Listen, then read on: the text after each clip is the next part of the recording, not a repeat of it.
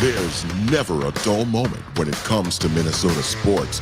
Whether it's positive or negative. The Yankees have swept the Twins. Minnesota Sports Chat has you covered. Talking nothing but Minnesota sports all year long. It's time now for the soon-to-be award-winning, if only in his own mind, Minnesota Sports Chat with your host, Ross Brendel. The man behind the melodious tones to that open will join in moments, Mr. Manny Hill at Manny Hill 84 on the X Machine from Jazz 88. Score North, Purple Insider. You'll hear him there from time to time. He joins in just moments. This is edition number 198 of the soon-to-be award-winning Minnesota Sports Chat. Award-winning, if only in my own mind. Hard to believe we're coming up on 200 editions of this podcast. This podcast brought to you in part by our friends at Beans Coffee Company. Make sure you use that promo code SPORTSCHAT at coffeebybeans.com to save some cash, some cheddar. Do people still refer to cash as cheddar? I don't know if they do. Actually, I'm not really sure if they ever did. Make sure you save some cash on that delicious tasting coffee. Promo code SPORTSCHAT at coffeebybeans.com. It truly does just taste better this time of year. I don't know why. Maybe that's just the colder weather. Here in these here parts in the upper Midwest, I'm crushing the Mikado. Back to that. Was on the Perfectus for a while.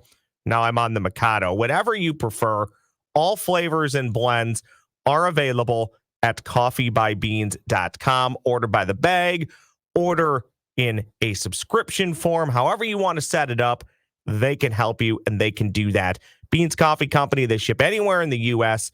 Free shipping on all orders over $35. Coffeebybeans.com. Use that promo code SPORTSCHAT. Again, you will save at checkout. Mr. Manny Hill joins the pod. How you doing, my guy? Good to see you. I was just going to tell you cash, which is just as good as money. And they'll give you cash, which is just as good as money. Have you watched on Netflix It Ain't Over Yet? The Yogi Berra story on Netflix? I have not watched that yet. I temporarily turned off my Netflix. You know how I operate. You probably operate the same way, where I have subscriptions to like all of the streaming services, and once in a while, just to kind of save a little money, I'll turn one off. If I don't want to use it for a while, I'll turn it off for like maybe a month or two, and then get back on that one a couple of months later and turn off another one. So I'll probably be back on Netflix next month, and then I might I get Hulu for free, but I might turn off Paramount Plus or something for like a month or two. Well, and Manny, I fully admit I'm an idiot because I continue to overpay for cable, but I overpay for the convenience because I know everything is there and I don't have to have a bazillion apps. But because of that, I do also, like you, have a few other streaming services. And when we get to summertime and I'm a nut, I'll watch probably parts of 155 of 162 Twins games. I think that'll tell you right there why I'm single. That's not a lie, by the way, folks. Yeah, that's Ross is 100% being true about that. And that's not a lie. So I will cut most streaming services in the summertime because you are outside more. You're doing more things outside. You just have less screen time. So now I am back on the Netflix machine. Also, there are a lot of good free services too. Roku has a lot of great stuff. Pluto TV, Tubi, even TCL is their own channel where you can find a lot of good stuff. So don't forget about those services as well. Manny, I think the Minnesota Timberwolves right now are heavily enjoying the services of Rudy Gobert, Karl-Anthony Towns, Anthony Edwards, Jaden McDaniels. When he's on the floor, he's been a little injury prone as of late, but when he's on the floor, huge difference maker defensively. As we record this on December the 19th, your Minnesota Timberwolves are the best team in the NBA. I will remind people, Manny, it may have been with you And correct me if I'm wrong, or maybe you remember this. About halfway through last year, I said, give this thing time. The Minnesota Timberwolves will represent the West in the NBA Finals in the 2023 season. People mocked and laughed at me. I'm not saying it's going to happen, Manny, but a quarter of the way into the season, they're in the mix. Yeah, they're right there, and they're legit. I mean, hell, Ross, we're more than a quarter of the way through the season. I mean, we're about 30%. A third, maybe now. Close to a third. Yeah. I mean, the Wolves are 20-5, as of this recording, and tied for the best record in the league with Boston, I think. And they look every bit as legitimate as any of those other teams. And I think sometimes people are going to be a little bit hesitant to sort of crown them as the late Denny Green once late Denny Green once coined. But they're going to have to at some point, because this is we're a third of the way into the season, and this team is the best defensive team statistically in the league right now. And they're performing at a high level. And at some point, you're just going to have to give them their flowers and give them credit for what they've done so far, and sort of drop the, it's the Timberwolves. So, they're not, they have to do this, and this in order to prove it. I think they've done enough to show and prove that they're one of the best teams in the league, and that they're going to go on a run here, potentially going on a run, depending on the matchup they get in the first round of the playoffs. So they've got all the goods, man. They're defending offensively. I think they've had some tougher difficulties, so to speak, offensively as one would want them to be. But you've got everybody healthy right now. You've got Cat statistically having a really great year. Anthony Edwards is doing what he does. And, Mike Conley is coming through offensively sometimes as well, but really just kind of as a floor general, he's been excellent. And, and I think the biggest difference that we're seeing with them now is everybody has, they have an identity as a team, and every individual player on the roster has an identity and has a specific role in this team's success. They're not trying to, make Rudy Gobert a focal point offensively. I mean, Rudy's just getting points where they're available, lobs, running to the rim, putbacks, that sort of thing. The primary offensive weapons on this team are Anthony Edwards, Karl-Anthony Towns, Naz Reid coming off the bench and providing a scoring punch. And then, you've got guys like Kyle Anderson, who are really good playmakers. Ant is also making plays for other people. And I mentioned Mike Conley being a kind of a steady force as a starting point guard. So they're doing everything that you could possibly want them to do. This is when they made the trade for Rudy Gobert. This is what Tim Connolly and Alex Rodriguez and Mark Lowry and Glenn Taylor and everybody in the organization, Chris Finch, this is what they envisioned this team looking like when they made that trade for Rudy Gobert 2 summers ago. I don't know what changed, why it changed, how it changed, Manny. But to me, the biggest reason this thing has taken off for the Wolves here in the first, I guess we'll call it third of the season, is Karl-Anthony Towns.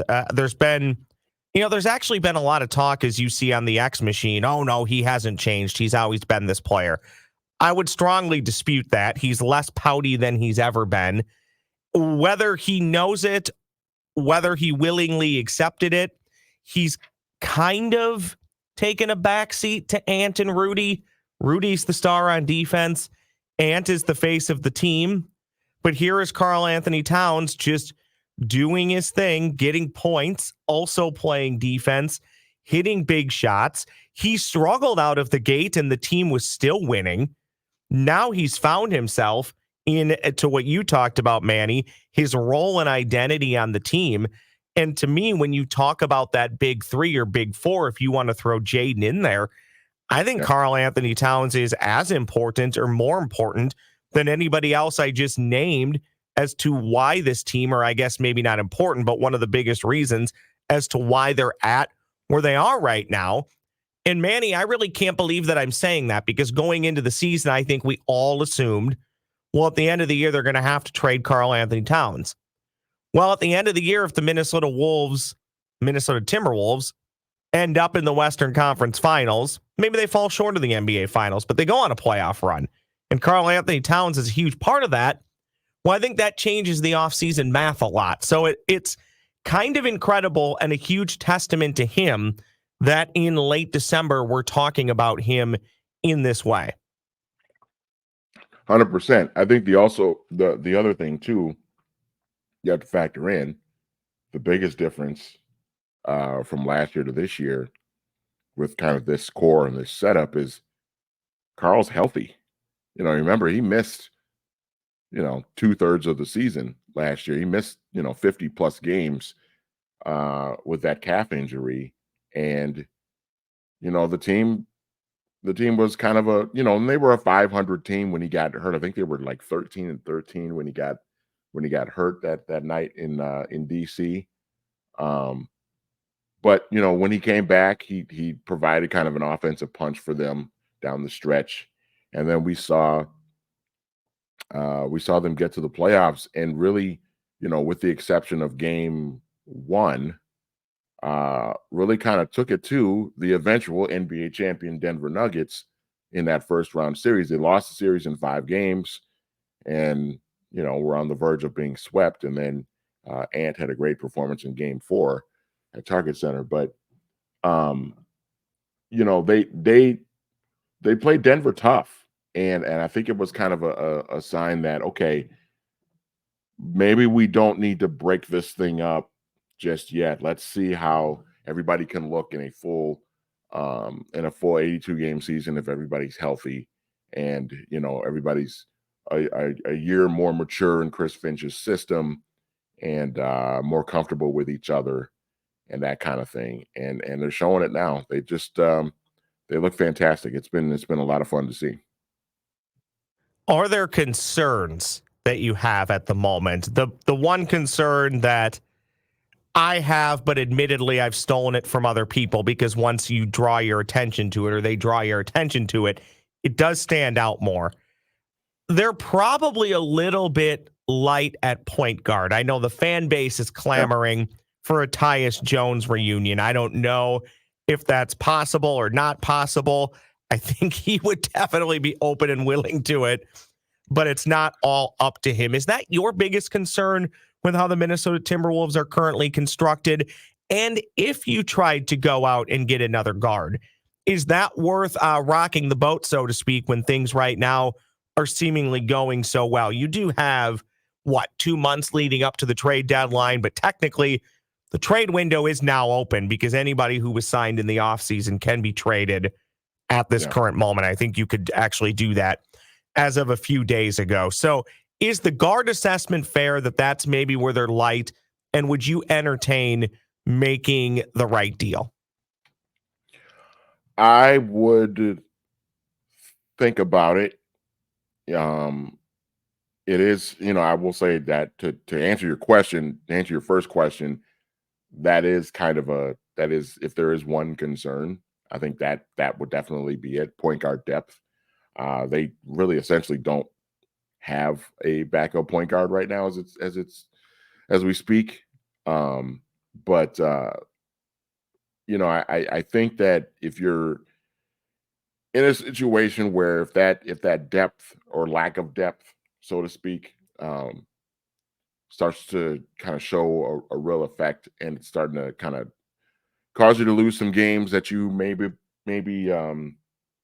should win. And if you end up losing that game, you're saying, okay, well, if there had been a little more depth there at the point guard position, that would have been really helpful. Or if it's just, let's knock on wood here, but let's say something does happen to Mike Conley, and then you're really in a tough spot where you're probably, you I think in that particular situation you would have Ant sort of take over as kind of the lead playmaker, in which he kind of is kind of sharing that duty with Mike Conley right now anyway. But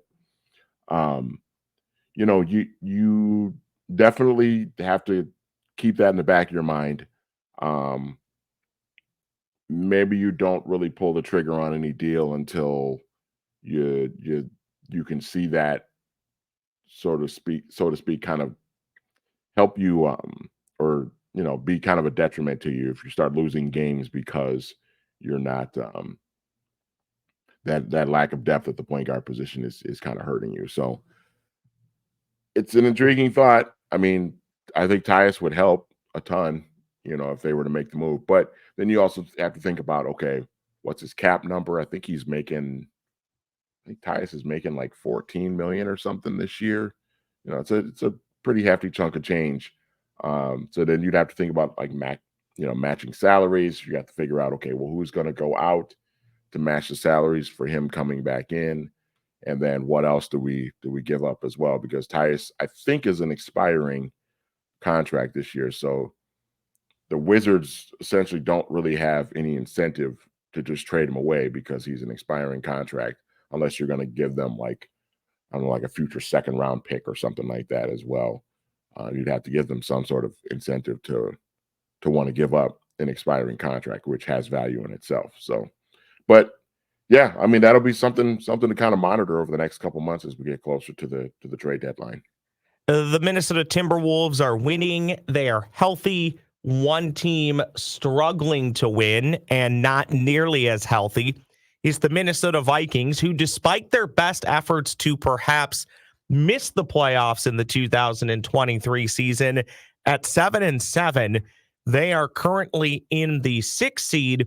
Their playoff chances took a little bit of a hit last night with the Seahawks, I would say unexpectedly beating the Philadelphia Eagles. I know Seattle is a good home team. They're not as good as they were in the past. They also, I believe, were using the services of Drew Lock all night last night. So that also surprises me a little bit that the Seahawks were able to get a victory without Geno Smith. But the Vikings at 7-7, having used 4 quarterbacks, they are still in the mix, even though they're coming off a pretty disappointing loss on Saturday to the Cincinnati Bengals, where they led by 14 at the start of the 4th quarter, gave up 21 points in the 4th quarter, lost in overtime, in just a classic epic battle of backup quarterback.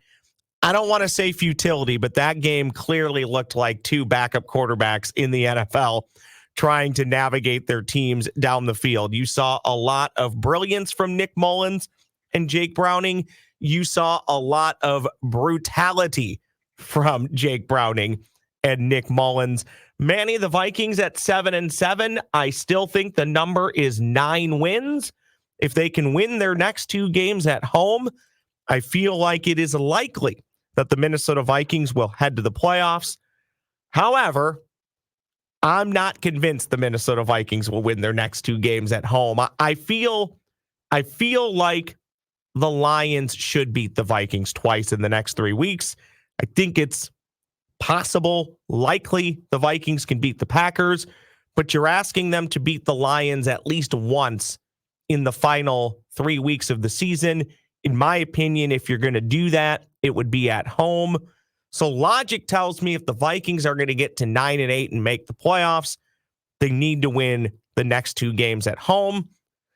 I'm not super confident in that, but Manny, I can tell you this year, the Vikings 7-7 record, I can tell you not every time, but most of the time, when I have thought the Vikings would lose, they have won. When I have thought the Vikings would win, they have lost. They have been incredibly difficult to predict.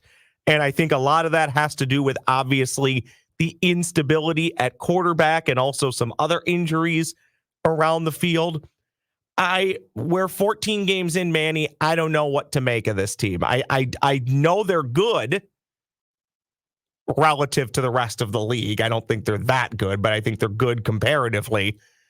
but I don't know if that will be good enough to make the playoffs.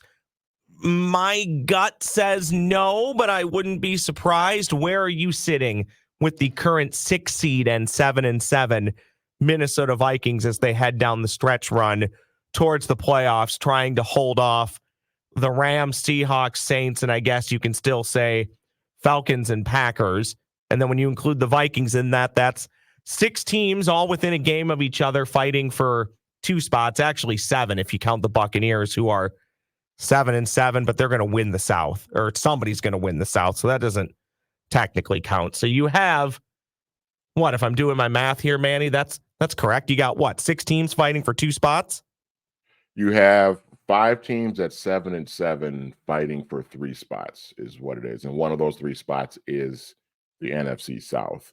So you've got Tampa Bay and New Orleans, and, Atlanta is still kind of hanging in there as well.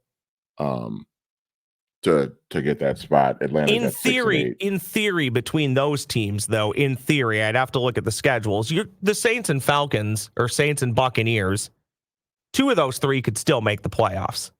Yes. Well, so here's the way it's set up. Because one's going to win the division. Yeah, if you want the Vikings to make the playoffs, you are rooting for the Tampa Bay Buccaneers to win the NFC South. Correct, because they have a tiebreaker over you. They have a tiebreaker over you. So if they win the South, it's completely irrelevant to any sort of tiebreaker situation that could hurt the Vikings and hurt their chances. Atlanta, on the other hand, if Atlanta's in a situation where they're fighting for a wild card spot, well, the Vikings have the edge there because they beat Atlanta earlier this season, and the same goes for the New Orleans Saints. So that's going to be the biggest key here, is who ends up winning the NFC South. Because if Tampa Bay wins the NFC South, which I think they are going to, by the way, because they seem to be playing the best football out of those 3 teams.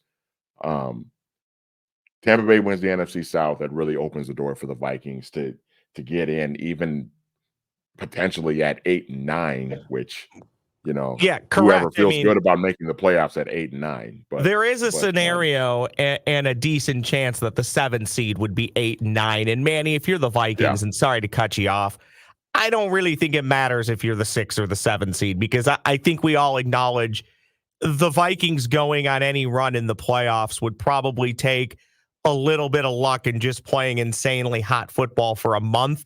It probably doesn't even really matter who they're playing. Right? I mean, you do technically match up better with other teams. I get that. But if this Minnesota Vikings team playing their 4th quarterback of the year, hell, Manny, at the time, they may be playing a different quarterback. We don't know a few weeks from now. If they're going to go on any run, there's going to be a lot of weird crap that happens to make that happen. Yeah, and I think it will kind of, I'm this team makes the playoffs. I'm not confident that they'd even win a game, just because of how low of a seed they'll be and who they get matched up with. I do, and we'll kind of get a glimpse of this weekend and twice over the next 3 weeks. I am kind of curious to see what they look like against the Detroit Lions, because here's the thing with Detroit. And Detroit's really good. They're the best team in the division. They've been the best team in the division all season. Thing with Detroit is it's been a great turnaround in the last couple of years with Dan Campbell, and they got out to a bad start last year. They were what were they 13-1 2 years ago in his first year, and then they got out to a bad start last year and finished the season really strong at 9-8. Didn't make the playoffs, but had a really strong finish to the year. And this year they've been the best team in the division. So they've been ascending and going upwards the last couple of seasons.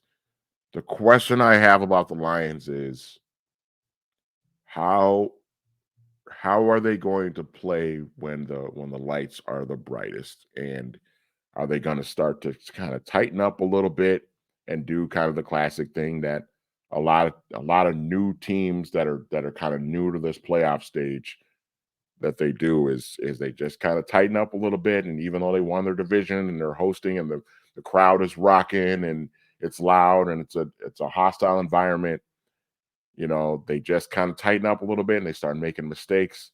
And I think that's going to be something to kind of watch for with the Detroit Lions. Not, whoever they get matched up with in the first round, they win this division.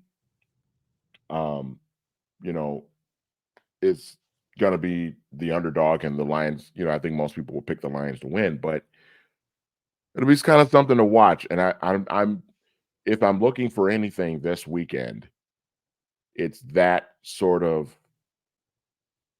kind of setup with the Detroit Lions is like, okay, what are they going to look like when the lights are the brightest? Because here's the thing. The Lions have been good all year. They're 10-4, one of the best offenses in the league. Maybe some question marks on defense. They've kind of had some games where they didn't look great this year. Look no further than a week and a half ago against the Chicago Bears. They're on the road against a Bears team that's not contending for the playoffs right now, and they were not good. They were like almost not even competitive in that game. Bounced back nicely on Saturday against the Denver Broncos to get to 10-4. But even like Green Bay coming in on Thanksgiving and beating them, kind of taking it to them a little bit, kind of had me thinking like, okay, this team is not invincible. And if you catch them on a bad day, and if everything's clicking for you, you could go into Ford Field and win a playoff game if need be. But a lot of things would have to go your way. Well, and a lot can change in the next few weeks. But even though the Eagles technically right now may have to play 3 road games in 3 weeks to get to the Super Bowl, I think I would still take them over the Lions to get there. I would probably still take the Cowboys. I talked about it on the X machine. If Kyle Shanahan can't win this Super Bowl this year, it just might not ever happen for him. So I think the Lions definitely have a lot against them, but they do have a lot going for them. And if I'm the Detroit Lions and I'm Dan Campbell, what an opportunity for them to come to US Bank Stadium this weekend, beat the Vikings, get to 11-4 and say, no, Minnesota, no, Green Bay. Yep. This is our division, not just this year, but going forward, we're the best team and we're going to show it. And oh, by the way, for the Vikings, let's say they lose to the Lions this weekend, which I feel is going to happen. They turn around, they beat Green Bay. Well, more than likely, the Lions are playing for playoff seeding in Week 18. So I don't think the Lions will be resting anybody in Week 18. So the Vikings are going to have to beat the Lions at least one time. The Lions probably playing everybody in the final 3 weeks. And oh, by the way, Manny, the potential to play the Detroit Lions 3 times in 4 weeks. In 4 weeks, yeah. Back-to-back weeks at Ford Field is just a very odd, I guess it's not really a coincidence, but really thanks to the quirk in the schedule of getting the Lions twice in the final 3 weeks, sets up the possibility of getting them 3 times in 4 weeks, in which Manny, the Vikings will double, or the NFL will double down, and then the Vikings and Lions will kick off next season playing each other. It'll be we'll all be tired of the Vikings and Lions if that happens. Yeah, it's these next 3 games for the Vikings are going to be really, really interesting. That Green Bay game, I think, is going to be absolutely huge, especially if the Vikings end up losing to Detroit on Sunday. That's going to be probably the biggest game of the season for the Vikings. As we go forward here, because of where the Packers are at in the standings. And the Packers, Matthew Collar and I talked about this a little bit last night on Purple Insider about, just like where the Packers are at and how they kind of factor into this, because, the Packers are 6-8 and, had a kind of a bad performance against Tampa Bay Buccaneers on Sunday. And before that had a bad loss on the previous Monday night against a bad Giants team. But the Packers are 6-8, and you look at who they have left. They've got Carolina on Christmas Eve this coming Sunday.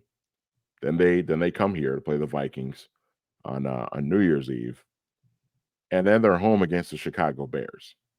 So the Packers at 6-8 could, potentially make this thing interesting as well.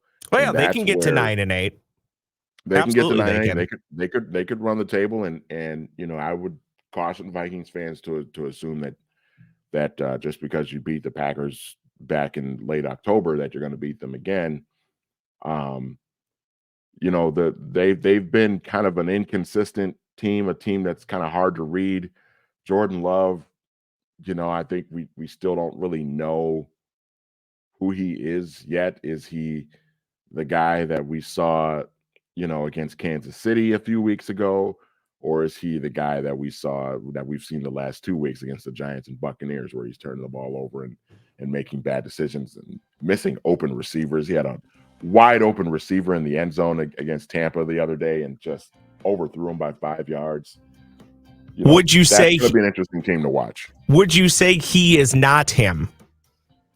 The jury is out, right? The jury is out. Yeah. I don't think we know yet. So it'll be interesting though. But yeah, obviously for the Vikings, Sunday is huge. These last 3 games are going to be ginormous. And don't forget about the Los Angeles Rams too. Another team that's 7-7 in the playoff mix, and they're playing really good football right now. They got some moxie too. Good mix of young and good mix of veterans, and of course a quarterback that we all believe is very good and has won a Super Bowl in Matthew Stafford. Manny, that's all I got for you. A very happy holiday season. Merry Christmas to you and your family. We'll fulfill the Manny quote at some point in January, okay? Sounds like a plan. I like it. At Manny Hill 84 on the X machine. I am at the Ross Brendel on that X machine. Don't forget, if you're watching on YouTube, like, subscribe, comment, hate me, love me. I don't care. Just let me know what you think. Also, don't forget to rate and review on Apple and Spotify. Thank you so much for listening. I'll actually be back again later this week in this feed with Daniel House. A quick lane bowl preview with Daniel House from Gophers Guru. I'm Ross Brendel saying thank you for listening. Talk again real soon.